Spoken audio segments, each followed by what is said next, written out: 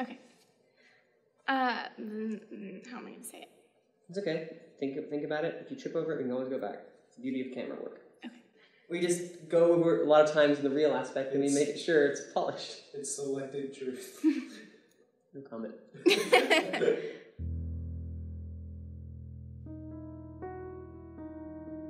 you want the reverse offering? Yeah, and each first. I didn't know what a reverse offering was because I'd never heard of it. And then they said that people would be getting different amounts from $5 to $100. And I started kind of thinking, what are the odds that I'll get $100? I am on the board of stewards, and earlier that week, I had been talking with Preston and Andrea about some of the logistical steps we needed to take, and one of the things they were doing was all of the envelopes were going to be color-coded. So I knew what was happening, but I was still excited because I didn't know how much money I got. You know, I was trying to figure out what I was going to do with it. So I really wanted to make sure that I had no clue how much money I was getting until everyone else was opening them. So I asked one of the other board members to shuffle around in the bag and hand me an envelope, and I told her the color needs to be down, and I slipped it right into my binder so I didn't see it. And this is a gift from us at the chapel to you, that we hope might be a gift to someone else. And it's up to you what you get to do with it. It's your money now. You get to decide. And I started kind of thinking, what are the odds that I'll get $100? And I opened my envelope, and lo and behold, I got $100.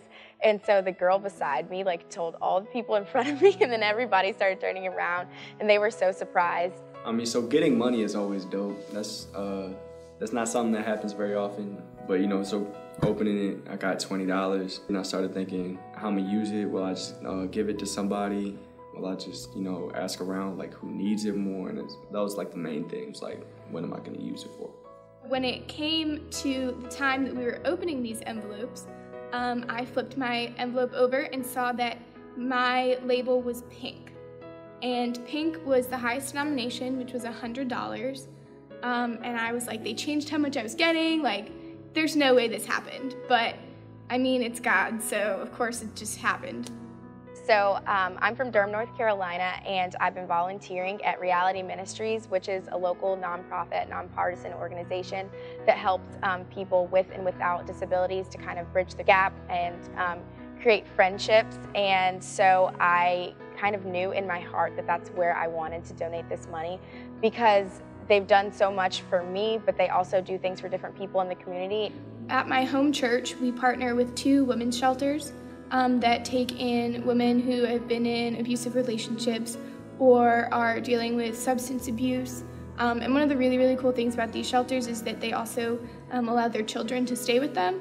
One of the things that we had learned earlier this year was that they seem to have a lack of feminine hygiene products, and I really thought about how much money I had and how many supplies I could get with that amount of money, and it really seemed like the best thing that I could do with the $100 I was given.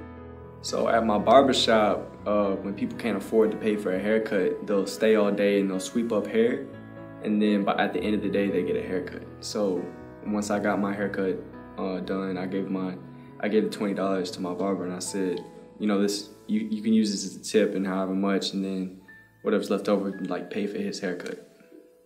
And so he got the chair after me.